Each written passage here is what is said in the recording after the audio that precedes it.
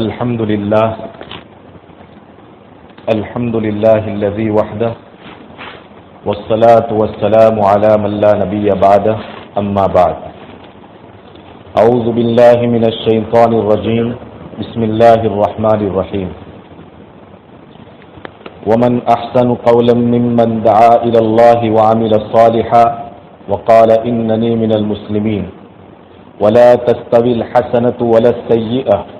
ادفع بالتي هي أحسن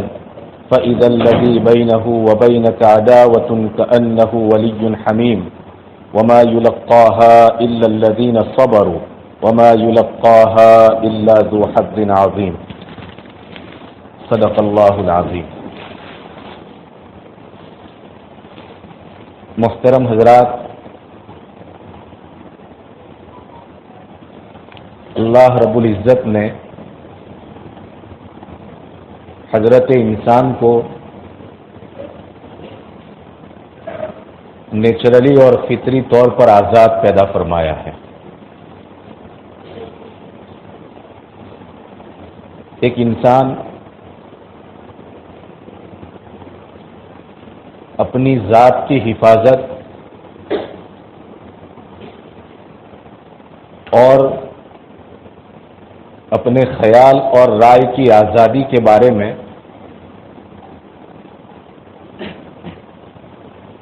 فطرتاً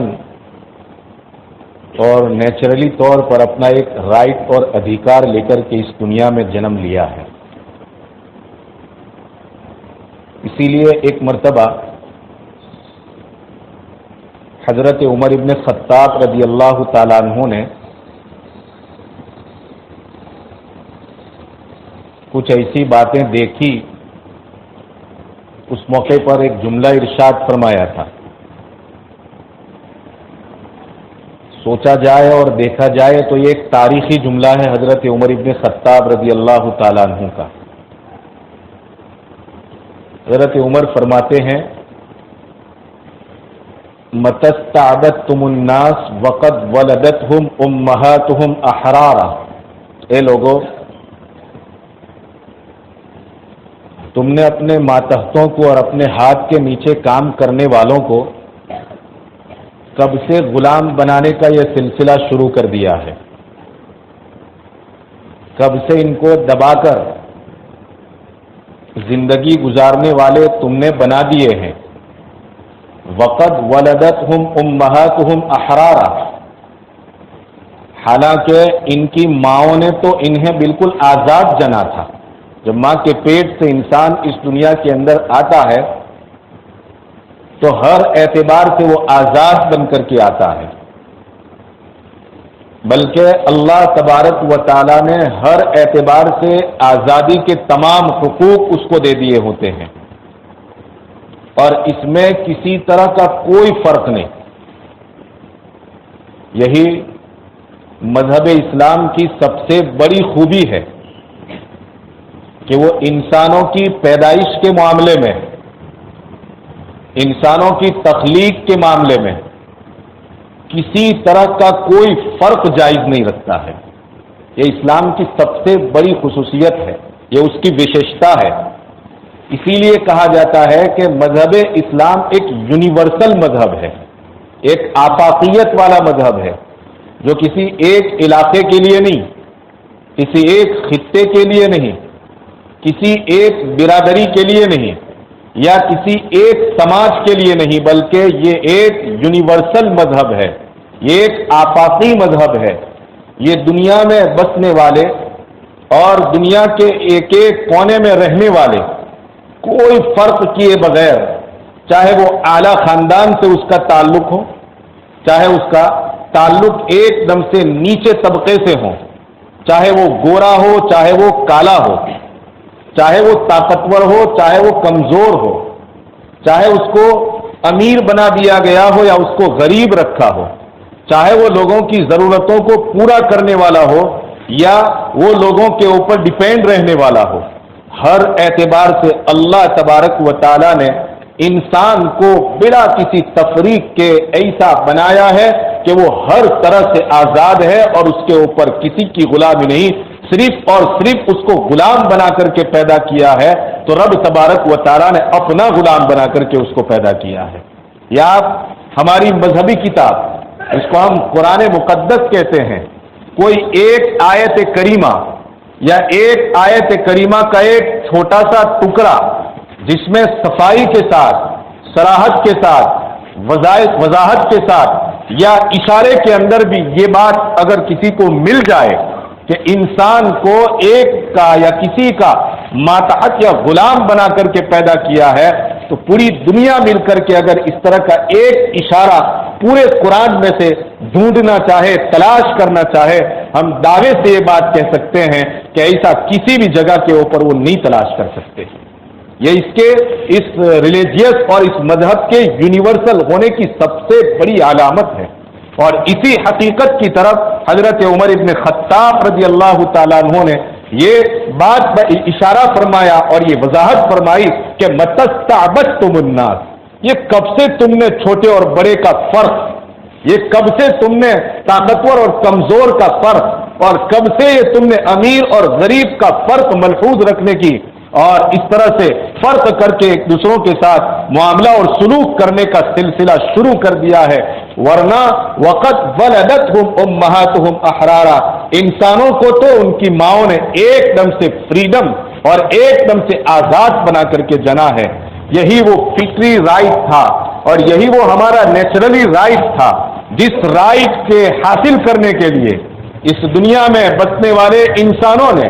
जो अपने आप को कुछ आला समझ बैठे थे और यूं समझ बैठे थे कि इस दुनिया को चलाने का और इस दुनिया का जो कह लीजिए कि पॉलिटिकल सिस्टम हुआ करता है और इस दुनिया का जो निजाम हुआ करता है, ये निजाम कुछ मुट्ठी भर लोग ही चला सकते हैं। दूसरे लोगों के अंदर ये सिस्टम चलाने की या इस निजाम को संभालने की फितरी तौर पर प्रकृति के एतबार से और नेचुरली एतबार से उनमें सलाहियत और टैलेंट मौजूद नहीं है। लिहाजा तुम गुलाम बन करके रहो और हम तुम्हारे बादशाह बन करके जिंदगी गुजारेंगे। और यहीं से ये एम्पायरिज्म का सिलसिला शुरू हुआ था, सम्राटों का सिलसिला शुरू हुआ था, बादशाहत का ये निजाम इसी जगह से शुरू हुआ था। लेकिन मजहब इस्लाम की तारीख का अगर कोई मुताला करे और मजहब इस्लाम के कह लीजिए कि इसी पॉलिटिकल सिस्टम का अगर कोई मुताला और स्टडी करे, तो इस नतीजे के ऊपर पहुंच सकता है कि रब तबारक व तआला ने हर इंसान को निजाम संभालने की और इस सिस्टम के साथ चलने और चलाने की एक सलाहियत और उसको एक टैलेंट अता फरमाया है। लेकिन ये एक दबाव बनाया जा रहा है फितरी तौर पर कह लीजिए, यानी कि फितरी तौर पर तो हम आजाद है, लेकिन कृत्रिम एतबार से एक दबाव बनाया जा रहा है और इंसानों के दिमाग के ऊपर ये बात जो है एकदम से उनके दिमागों के अंदर डाल दी जा रही है। और कुछ हमारा पढ़ाई का सिलेबस भी और निज़ाम तालीम भी इस तरह से बना दिया गया है कि एक इंसान ये समझ बैठता है कि हाँ वाकई में मेरे अंदर कोई निज़ाम चलाने की सलाहियत ही मौजूद नहीं है, बल्कि चंद लोगों के अंदर ही ये निज़ाम चलाने की सलाहियत है या कुछ तबके के अंदर भी ही ये सलाहियत पाई जा रही है। लिहाजा हम नहीं चला सकते, तो उनका जहन ही ये बन जाया करता है, उनकी मानसिकता ये बन जाती है कि वो लोग यही सोचते हैं कि हम तो किसी के पीछे चलेंगे, हम किसी को अपने पीछे चला सके, ये हमारे अंदर सलाहियत मौजूद नहीं है। बुजुर्गों, कुरान के मुताले से,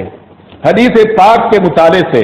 और मजहब इस्लाम की तारीख के मुताले से और नबी पाक अलैहिस्सलातु वस्सलाम की सीरत के मुताले से, हजरत सहाबे किराम रिज़वानुल्लाहि तआला अलैहिम अजमाइन की जिंदगी की स्टडी करने से हमारे सामने ये बात एकदम वाज़ेह हो जाती है और रोज़े रोशन की तरह एकदम से साफ हो जाती है कि हर इंसान को अल्लाह तबारक व तआला ने सिस्टम चलाने की सलाहियत अता फरमाई है। बस इतनी सी बात है कि इस सिस्टम को चलाने के लिए और इस सिस्टम को अपने कंट्रोल में लेने के लिए उसको एक मेहनत करनी पड़ती है, उसको एक जिद्दोजहद करनी पड़ती है, उसको इसके लिए कोशिशें करनी पड़ती है। बस इतनी सी बात है कि वो ये कोशिशें नहीं करता है, नतीजा ये होता है कि वो इस सिस्टम से दूर रहता है और पॉलिटिकल प्लेटफॉर्म से अपने आप को दूर रख करके गोया कि वो किसी का मातहत ही बन करके रहना चाहता है। ये तसव्वुर दुनिया इंसानियत के सामने पेश करता है। बुजुर्गों, मैंने ये मजमून आज इसीलिए उठाया कि आज का ये दिन, जैसा कि आप जानते हैं, हमारे मुल्क की तारीख के अंदर एक बहुत जबरदस्त अहमियत रखता है। इस दिन का हमारे मुल्क की तारीख के अंदर बहुत महत्व है। आप अगर देखें तो मजहब इस्लाम के मानने वाले 2 ईदों को मनाते हैं, उसके अलावा हमारे मजहब के अंदर किसी तीसरी ईद का कोई तसव्वुर नहीं है। मगर अगर हम देखें तो मुल्क के एतबार से और इस मुल्क के वतनी होने के एतबार से, इस मुल्क के कह लीजिए कि हम शहरी होने के एतबार से, और याद रखें हम इस मुल्क के पहले दर्जे के शहरी हैं, हमें इस मुल्क की सिटीजनशिप हासिल है और वो पहले दर्जे की सिटीजनशिप हासिल है। इस एतबार से हम इस मुल्क की तारीख के 2 दिन, जिनमें से एक को 26 जनवरी का दिन कहा जाता है और एक को 15 अगस्त का दिन कहा जाता है, उतनी ही खुशी के साथ हम इस दिन को मनाते हैं। मगर मनाने से कह लीजिए कि सिर्फ मनाना ही रहता है, मगर इस दिन की बुनियाद के ऊपर मुझे और आपको बंधारणीय एतबार से, दस्तूर के एतबार से और कॉन्स्टिट्यूशन के एतबार से कौन कौन से वो राइट मिले हैं जो मेरे और आपके नेचुरली राइट कहे जाते हैं, मेरे और आपके बुनियादी हुकूक कहे जाते हैं, मेरे और आपके जिंदगी गुजारने के राइट कहे जाते हैं। असल तो ये है कि हम बिरादराने वतन के सामने और खास तौर पर अपनी कौम के जवानों, अपनी कौम के बूढ़ों और अपनी कौम के बच्चों के सामने ये बात खोल करके बयान करें कि 26 जनवरी को आजादी मिली, मगर इस आजादी की बुनियाद के ऊपर दस्तूर हिंद को, जो दस्तूर हिंद में और कॉन्स्टिट्यूशन ने हमें जो आजादी के साथ जिंदगी गुजारने के मुख्तलिफ किस्म के जो हुकूक दिए हैं, वो पुनः हुकूक हैं और वो पुनः राइट्स है। ये चीज आज जवान के सामने, बड़ों के सामने, हमारे बच्चों के सामने लाने की जरूरत है, ताकि उनकी मानसिकता के अंदर तब्दीली पैदा हो, ताकि उनकी जहनियत के अंदर तब्दीली पैदा हो। बच्चा पैदा होता है और हमारे मुआशरे के अंदर वो परवान चढ़ता है, तो बस उसके दिमाग के अंदर एक बात दाखिल हो जाती है कि हम इस मुल्क के अंदर गोया के किराएदार की हैसियत से रहते हैं, हम इस मुल्क के अंदर गोया किराया देकर के रहते हैं। याद रखें, हम इस मुल्क के किरायादार होने की हैसियत से नहीं है, हम इस मुल्क के अंदर अपने हुकूक के साथ और इस मुल्क की ईंच ईंच जमीन और इस मुल्क की एक एक चीज के ऊपर उतना ही हक रखते हैं और ऐसा ही हक रखते हैं जितना हक और जैसा हक हमारे मुल्क की मेजोरिटी रखती है, हमारे मुल्क की बहुमत रखती है, हमारे मुल्क की अक्सरियत रखती है। ये हमारी बहुत बड़ी गलत फहमी है कि हम अपने जवानों के सामने ये कहकर के बात को उड़ा देते हैं कि वैसे भी हमें क्या मिल रहा है इस मुल्क के अंदर, वैसे भी हमें ठीक से जिंदगी गुजारने के लिए जो राइट दिए गए हैं, उस राइट को इस्तेमाल करने का हमें कोई मौका फराहम नहीं किया जा रहा है। लिहाजा इस तरह की गुफ्तगू करने से हमें क्या फायदा हासिल होने वाला है। दोस्तों, बुजुर्गों, याद रखो, मैं आपकी जबान में कहूं तो ये मेरी और आपकी लघुता ग्रंथि है, ये हमारा एहसास कमतरी है। हाँ, जब किसी चीज को बार बार बयान किया जाता है और जबकि हुकूक को बार बार बयान किया जाता है तो इंसान का नेचुरली जज्बा एकदम से बेदार हो जाता है, जाग जाता है कि जब इस मुल्क में मजहबी एतबार से हमें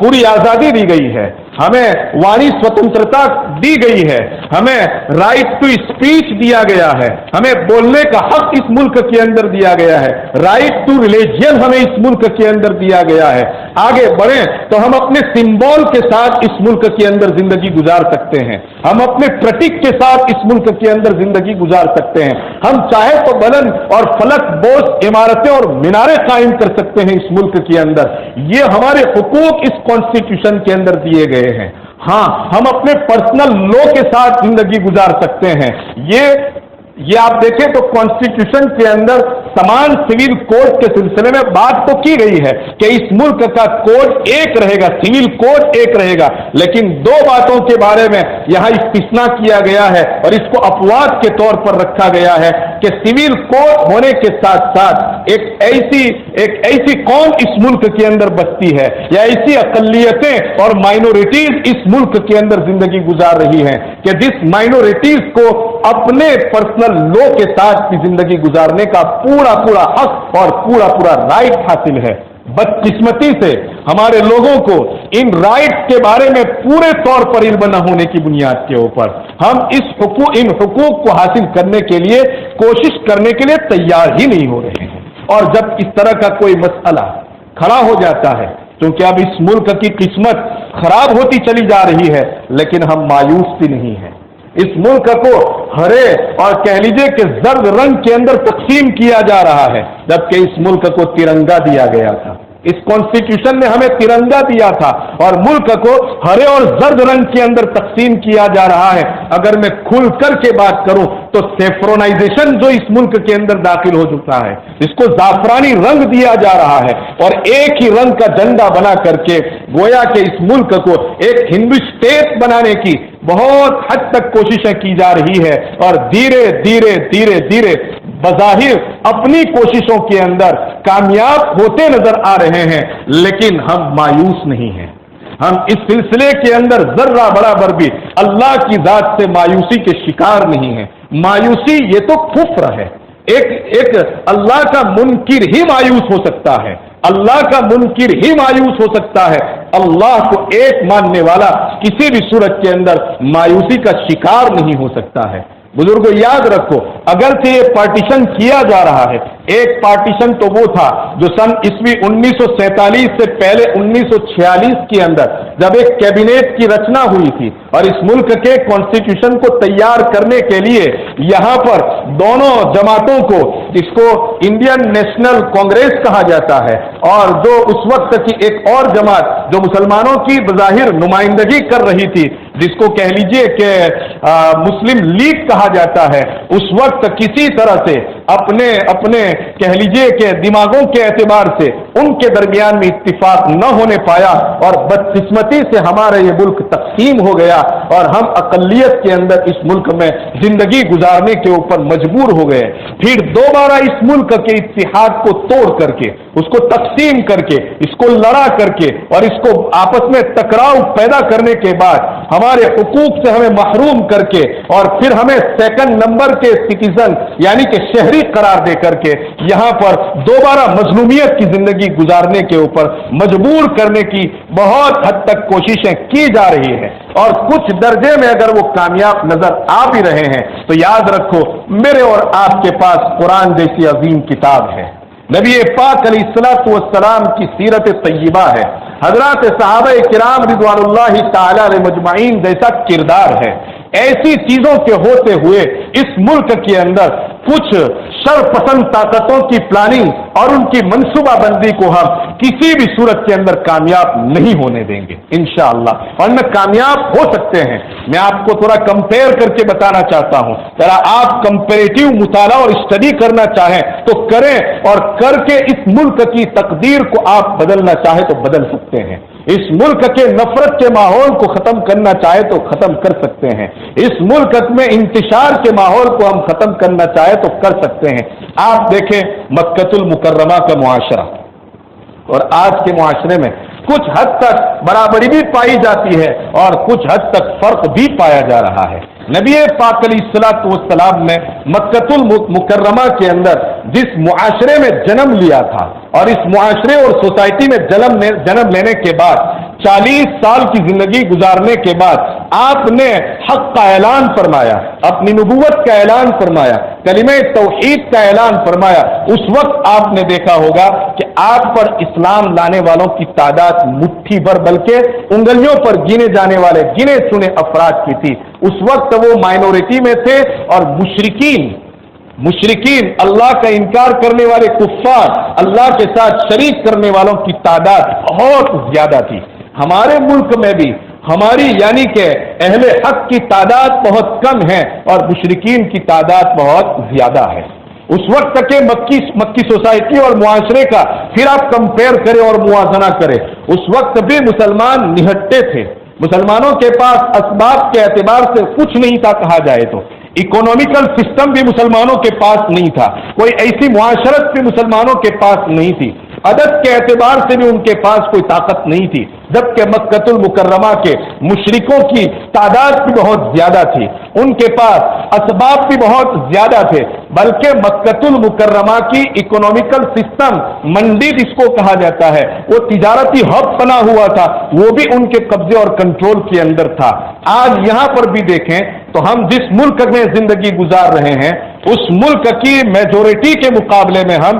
اولن تو مائنورٹی میں ہیں، اور مائنورٹی میں ہونے کے ساتھ ساتھ تجارت کے جو اسباب اور معیشت کو سدھارنے کے جو اسباب، اقتصادی اور اکنامیکل سسٹم کو اپ گریڈ کرنے کے لیے جو اسباب ہونے چاہیے مسلمانوں کے پاس وہ بہت کم ہیں، اور ان کے پاس ہمارے مقابلے کے اندر بہت زیادہ ہے۔ آپ دیکھیں مکی معاشرے کو اور اس معاشرے میں کافی حد تک جو ہے برابری پائی جا رہی ہے، مگر ایک اعتبار سے اگر دیکھا جائے تو اس معاشرے اور اس معاشرے میں ایک فرق پایا جاتا ہے۔ اس زمانے میں مسلمان اگرچہ کم تھے، مگر آج کے دور میں بھی ہمارے ملک کے اندر مسلمان دوسروں کے مقابلے میں کم ہیں، لیکن اگر مجموعہ دیکھا جائے تو مسلمانوں کی تعداد بہت زیادہ ہے، جو اس ملک کی پوری میجورٹی کے مقابلے میں اگر دیکھیں تو یہاں پر 15 سے 20% مسلمان پائے جاتے ہیں، جس کو ہم 20-25 کروڑ کے قریب کہتے ہیں۔ اس وقت کے مسلمانوں کے پاس زندگی گزارنے کے لیے، روزی روٹی کے حصول کے لیے جو اسباب ہونے چاہیے وہ بہت کم تھے، لیکن آج کے مسلمانوں کے پاس مقابلہ نہ کرے، یعنی کہ موازنہ نہ کرے، کمپیئر نہ کرے تو دیکھا جائے ہمارے پاس اس زمانے کے معاشرے کے مقابلے میں کچھ اسباب بہت زیادہ بھی پائے جاتے ہیں۔ ایسے معاشرے اور ایسے سماج کے اندر ہم کس طرح سے مکۃ المکرمہ کی اس زندگی سے سبق حاصل کریں اور اسی سبق کو دہرائیں، تو ہم اپنے اس ملک کے اندر اگرچہ ہم قلیل ہیں، اگرچہ ہم تھوڑے ہیں، اگرچہ ہم جو ہے مائنورٹی میں ہیں، اگرچہ ہم لگومت کہے جاتے ہیں، مگر اس کے باوجود بھی اس ملک کے امن و امان کو قائم کر سکتے ہیں۔ اس ملک کے اندر لگی ہوئی نفرت کی آگ کو ہم بجھانا چاہے تو ٹھیک سے بجھا سکتے ہیں۔ کرنے کے بہت سارے کام ہیں، لیکن موٹے موٹے کام جو نبی پاک علیہ الصلوۃ والسلام نے اس زمانے میں کیے تھے، ان میں سے میں آپ کو چند کام کی طرف اشارہ کر کے اپنی بات کو ختم کرنا چاہتا ہوں۔ جب پہلی وحی نبی پاک علیہ الصلوۃ والسلام کے اوپر نازل ہوئی تھی، آپ کو معلوم ہے پہلی مرتبہ جب وحی نازل ہوئی، آپ علیہ الصلوۃ والسلام کے اوپر ہر اعتبار سے گھبراہٹ چھا گئی، کیونکہ ایک ایسی صورت جو صورت آپ نے آج سے پہلے کبھی نہیں دیکھی تھی، حضرت جبرائیل علیہ الصلوۃ والسلام کی، اس کو دیکھنے کی بنیاد کے اوپر ایک گھبراہٹ طاری ہو گئی تھی، یہاں تک کہ آپ کے اوپر ایک بخار سا چھا گیا تھا، آپ کے اوپر سردی طاری ہو گئی تھی، اور جسم کے اندر ایک لرزہ اور کپکپی پیدا ہو گئی تھی۔ اسی لیے کہا تھا زملونی زملونی دسترونی دسترونی، مجھے کملی اڑاؤ، مجھے چادر اڑاؤ۔ اسی گھبراہٹ کے عالم کے اندر نبی پاک علیہ الصلوۃ والسلام حضرت خدیجہ الکبریٰ رضی اللہ تعالیٰ عنہ کی خدمت میں پہنچتے ہیں اور فرماتے ہیں جو واقعہ پیش آیا وہ پورا تفصیل کے ساتھ حضرت خدیجہ کے سامنے پیش کرتے ہیں۔ اس وقت میری اور آپ کی ماں حضرت خدیجہ الکبریٰ رضی اللہ تعالیٰ عنہ، جو مکۃ المکرمہ کی ذہین ترین عورت کہی جاتی تھی، مکۃ المکرمہ کی تجارت کے اندر اگر دیکھا جائے تو سب سے زیادہ سمجھدار عورت سمجھی جاتی تھی، اور جو ٹریڈنگ اور بزنس کہہ لیجئے اور اکنامیکل سسٹم کو اپ گریڈ کرنے کے سلسلے میں جو اصول ہو سکتے ہیں، ان اصولوں کے بات میں بھی وہ بہت سمجھدار کہی جاتی تھی۔ یہاں پر خدیجہ الکبریٰ رضی اللہ تعالی عنہا نے اپنی سمجھداری کا ثبوت کیا۔ آپ علیہ الصلوۃ والسلام کو تسلی کے کچھ کلمات کہے، وہ کلمات کیا تھے وہ سنیے، اور ان کلمات کو سننے کے بعد پھر آپ سمجھیے کہ نبی کی اتنی مخالفت ہوئی کہ نبی کے ماننے والوں کو، آپ جانتے ہیں حیات الصحابہ آپ نے پڑھی ہوگی اور سنتے رہتے ہیں کس طرح کی اذیتیں اور تکلیفیں دی گئی، مگر اس کے باوجود بھی نبی پاک علیہ الصلوۃ والسلام نے اپنا یہ مشن جاری رکھا اور دین کی یہ بات ایک ایک انسان تک پہنچائی، اور ایک ایک کر کے ہر کافر اور مشرک کو اسلامی معاشرے اور اسلامی سوسائٹی کے اندر داخل کرتے چلے گئے۔ وہ کون سے کام تھے جو حضرت خدیجہ الکبریٰ نے نبی پاک علیہ الصلوۃ والسلام کو یاد دلائے؟ کیا فرماتی ہے؟ واللہ لا یخزیک اللہ ابدا، قسم خدا کی اللہ آپ کو کبھی بھی رسوا نہیں کرے گا، آپ نے یہ فرمایا تھا کہ میں تو گویا کہ اب ہلاک ہو چکا ہوں، اب میرے اوپر تو اس طرح کی کوئی چیز آئی ہے جس کو میں برداشت نہیں کر سکتا ہوں۔ عین اس موقع کے اوپر بیوی نے اپنا رول ادا کیا، اپنا کردار ادا کیا، ہاں، اور فرمایا واللہ لا یخزیک اللہ ابدا، قسم خدا کی اللہ تبارک و تعالی آپ کو ہرگز رسوا نہیں کریں گے۔ کیوں رسوا نہیں کریں گے؟ وجہ کیا تھی؟ حضرت خدیجہ نے ایک ایک کام یاد دلایا آپ علیہ الصلوۃ والسلام کو۔ کیوں رسوا نہیں کریں گے؟ میں نے آپ کی 40 سالہ زندگی کا مطالعہ کیا ہے، آپ نے 40 سالہ زندگی کو سامنے رکھا، اور مکہ کے معاشرے میں محمد رسول اللہ صلی اللہ علیہ وسلم کا نبوت ملنے سے پہلے کیا کردار تھا، نبوت ملنے سے پہلے آپ نے کیا رول ادا کیا تھا۔ نبی پاک علیہ الصلوۃ والسلام نے وہ کون سی چیزیں پیش کی تھی، خدیجۃ الکبریٰ یاد دلا رہی ہے۔ اللہ تبارک و تعالی ہرگز آپ کو رسوا نہیں کرے گا۔ کیوں؟ لِأَنَّكَ لَتَصِلُ الرَّحِمَ، اس بنیاد پر کہ آپ کا ایک زبردست وصف ہے، آپ کی ایک زبردست صفت پائی جاتی ہے۔ وہ صفت یہ ہے کہ معاشرے کے ہر فرد کے ساتھ، سوسائٹی کے ایک ایک فرد کے ساتھ آپ کے جو تعلقات ہیں وہ صلہ رحمی کے تعلقات ہیں۔ آپ کسی سے رشتہ ناتا توڑتے نہیں ہیں، بلکہ جو توڑ دیتا ہے سامنے چل کر کے آپ رشتوں ناتوں کو جوڑتے ہیں۔ یہ پہلی بات بیان فرمائی۔ ایسا رشتہ ناتا جوڑنے والا فرد سماج میں کبھی بدنام نہیں ہو سکتا ہے، سماج کبھی اس کو اپنی نگاہوں سے اتار نہیں سکتا ہے، سماج کبھی ایسے فرد کو اپنے اندر سے نکالنے کی ہمت نہیں کرتا ہے۔ اور رب تبارک و تعالی جو صلہ رحمی کرنے والوں کو بہت پسند کرتا ہے۔ خدیجۃ الکبریٰ فرماتی ہے یا رسول اللہ، اے میرے سرتاج، آپ کے اندر یہ صفت بہت کامل درجے کی پائی جاتی ہے، مجھے خدا کی ذات سے یقین ہے اس صفت کے ہوتے ہوئے آپ کبھی بھی رسوا نہیں ہو سکتے ہیں۔ پہلی صفت انک لتصل الرحم، ایک یہ تو آپ تو صلہ رحمی کرتے ہیں۔ دوسرے نمبر پر خدیجۃ الکبریٰ رضی اللہ تعالی عنہا نے فرمایا اللہ آپ کو اس لیے رسوا نہیں کرے گا کہ آپ بے سہاروں کے سہارا بنتے ہیں، بے سہاروں کے سہارا بنتے ہیں، آپ یتیموں کے والی بنتے ہیں۔ وَتَكْسِبُ الْمَعْدُومَ، اور وہ لوگ جو کچھ کما نہیں سکتے ہیں، یا وہ لوگ جن کے پاس کھانے پینے کے لیے کچھ نہیں ہے۔ محمد رسول اللہ صلی اللہ علیہ وسلم نے نبوت ملنے سے پہلے 40 سال تک جو بڑے کام انجام دیے ہیں، ان میں ایک کام یہ بھی تھا کہ جو کمانے کی صلاحیت نہیں رکھتے ہیں، یا جو روزی روٹی کے سلسلے کے اندر اپنے اندر طاقت نہیں رکھتے ہیں، ایسے لوگوں کے لیے محمد رسول اللہ صلی اللہ علیہ وسلم نے تجارت کی ہے، کام کاج کیے ہیں، باغات میں کام کیے، اور کام کرنے کے بعد اپنی تجارت سے کچھ نکال کر کے ایسے بے سہارا لوگوں کا آپ علیہ الصلوۃ والسلام آسرا بنے۔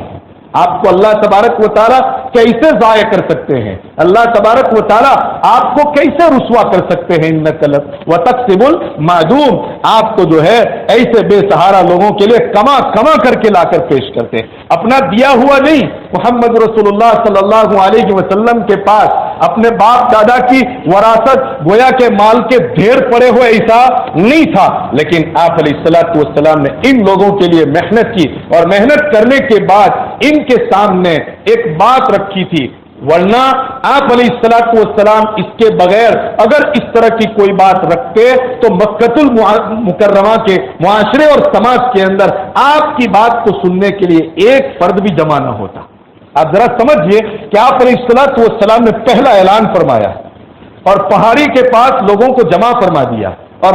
جمع فرمایا۔ تاریخ لکھنے والوں نے اس بات کو نوٹ کیا ہے کہ پورا مکہ امٹ کر کے آپ علیہ الصلوۃ والسلام کے پاس آ گیا تھا۔ آپ پہاڑ کی بلندی کے اوپر چڑھے ہوئے ہیں اور لوگ پہاڑ کے اس پار ہیں، کوئی فرد ایسا نہیں تھا جو محمد رسول اللہ کے اعلان کے اوپر جمع نہ ہوا ہو۔ وجہ کیا تھی؟ وجہ یہی تو تھی کہ معاشرے کے اندر آپ کی جو چھاپ تھی، معاشرے کے اندر آپ نے اپنے آپ کو جو پیش کیا تھا، سوسائٹی کا ہر فرد جانتا تھا کہ آپ صادق ہیں، آپ امین ہیں، آپ صلہ رحمی کرنے والوں میں سے ہیں، آپ جو ہے بے سہاروں کا سہارا بنتے ہیں، آپ یتیموں کے کہہ لیجیے کہ سہارے بنے ہوئے ہیں۔ اور ایسے کئی کام حضرت خدیجۃ الکبریٰ نے جو گنوائے اور جو شمار کروائے ہیں، یہ سب لوگوں کے سامنے تھا اور لوگوں کے دماغ میں تھا۔ اس بنیاد کے اوپر سب کے سب لوگ ایک آواز کے اوپر محمد رسول اللہ صلی اللہ علیہ وسلم کی بات کو سننے کے لیے تیار ہو گئے تھے۔ بزرگوں اور دوستوں،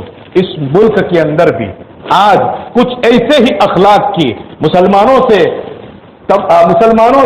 जो है तकाजा किया जा रहा है और मुसलमानों से इस बात की गोया के अपील की जा रही है कि तुम जिस नबी के नाम लेवा हो, उस नबी ने अपनी जिंदगी के 63 साल जिंदगी के 40 साल की जिंदगी जो है वो तो सिर्फ और सिर्फ इसके लिए खपा दी थी। तब जाकर के मोहम्मद रसूलुल्लाह सल्लल्लाहु अलैहि वसल्लम ने मक्कतुल मुकर्रमा और मदीनतुल मुनव्वरा के अंदर एक ऐसी अमन सोसाइटी कायम की थी और एक ऐसा अमन समाज कायम किया था जिस अमन सोसाइटी और समाज को कायम करने के लिए दुनिया तरस रही है और दुनिया बिलख रही है। आज आप देखें तो सही, इंसानों का खून कितना सस्ता हो गया, कितना सस्ता हो गया। कोई दिन अखबार में ऐसा खाली नहीं गुजरता है कि जिसके अंदर या तो इस मुल्क में या किसी दूसरे मुल्क के अंदर किसी की जान कई अपराध की जानों के तलब होने की हम खबरें न सुनते हो। आप सुने, बच्चों के जाए होने की खबरें सुन रहे हैं, कई औरतों को मौत के घाट उतार दिया जाता है, उनकी इज्जतें लूटी जा रही है, हर तरफ फसाद ही फसाद नजर आ रहा है और हर तरफ अगर आप देखें तो इंसानों की जानों का इतना ज़िया हो रहा है और इतनी ज़ाय हो रही इंसानी जान कि मैं समझता हूं कि इतने तो इससे पहले की पूरी तारीख के अंदर ज़ाय नहीं हुई। आप उसके आदाद और शुमार का अंदाजा तो लगाएं। उसकी वजह यही है कि समाज ऐसे अखलाक को देखने के लिए तरस रहा है, समाज को ऐसे अखलाक चाहिए और ये उम्मीद सिर्फ और सिर्फ मुसलमानों मुझसे और आप ही से की जा सकती है। इसलिए कि मैंने पहले ही कह दिया कि मेरा और आपका रिलीजियस, मेरा और आपका मजहब यूनिवर्सल मजहब है।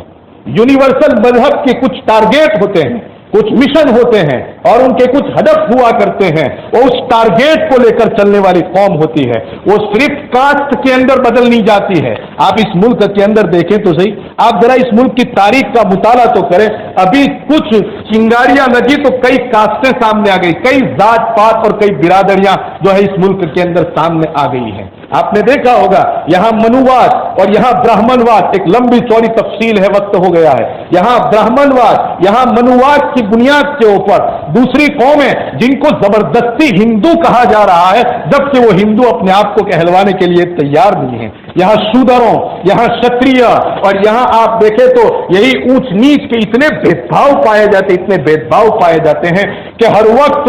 जो है एनवायरमेंट और एहतजाज और आंदोलन जो उठते हैं तो किसके लिए? सिर्फ अपनी कौम के लिए कि भाई हमारी कौम को आरक्षण मिलना चाहिए, हमारी कौम को रिजर्वेशन मिलना चाहिए, हमारी कौम को यह मिलना चाहिए, हमारी कौम को यह मिलना चाहिए। मजहब इस्लाम की पूरी तारीख के अंदर, मजहब इस्लाम की पूरी तारीख के अंदर एक किस्सा भी आप नहीं दिखा सकते कि कभी इस्लामी सोसाइटी में एक ऐसा एजुकेशन और एक ऐसा एहतजाज और एक ऐसा आंदोलन हुआ हो कि जहां पर सिर्फ ये कहा गया हो कि हमारी बिरादरी के लोगों को आरक्षण चाहिए, हमारी बिरादरी के लोगों को रिजर्वेशन चाहिए। ये दलील है इस बात की कि इस्लाम यूनिवर्सल मजहब है, इस्लाम हर एक का भला चाहने वाला मजहब है। इस्लाम हर एक को और वो जात पात को मानने के लिए तैयार ही नहीं है, बल्कि उसने तो साफ ऐलान कर दिया वजअलनाकुम शुऊबन व क़बाइल लितआरफू, हमने ये जो बिरादरियां बनाई है, ये शेख, ये अंसारी, ये सैयद और ये पुना, ये पटेल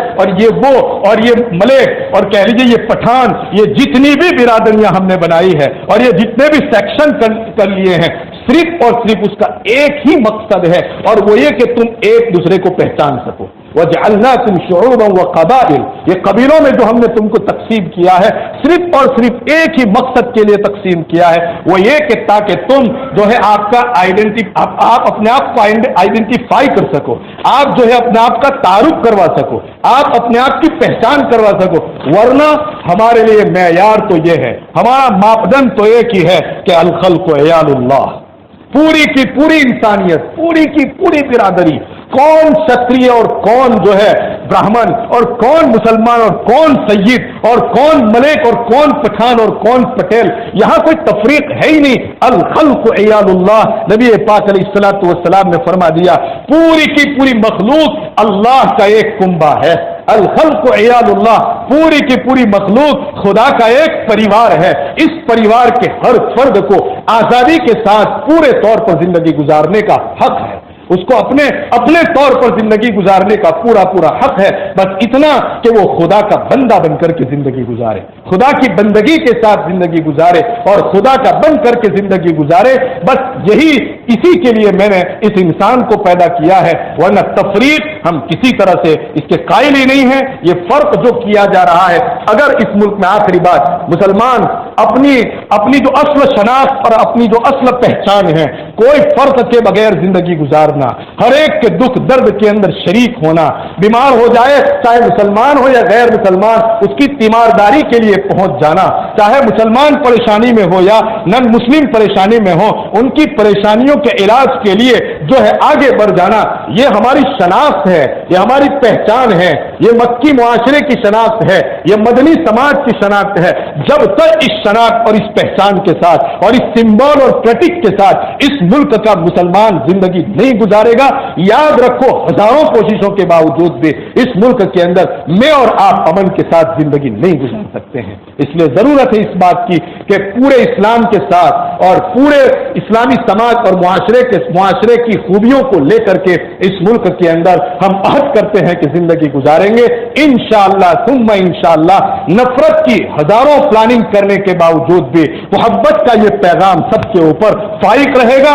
और प्रायोरिटी हमेशा नफरत और मोहब्बत के मुकाबले में प्रायोरिटी अगर किसी चीज को दी जाती है तो मोहब्बत ही को दी जाती है। नफरत चंद मिनटों का काम है, चंद हफ्तों का काम है, चंद महीनों का काम है या चंद सालों का काम है, और मोहब्बत हमेशा हमेशा का काम है। दुआ करता हूं अल्लाह तबारक व तआला मुझे और आपको सही मुसलमान बनकर के जिंदगी गुजारने की तौफीक अर्ज़ानी नसीब फरमाए। व आखिरु दावाना अल्हम्दुलिल्लाहि रब्बिल आलमीन।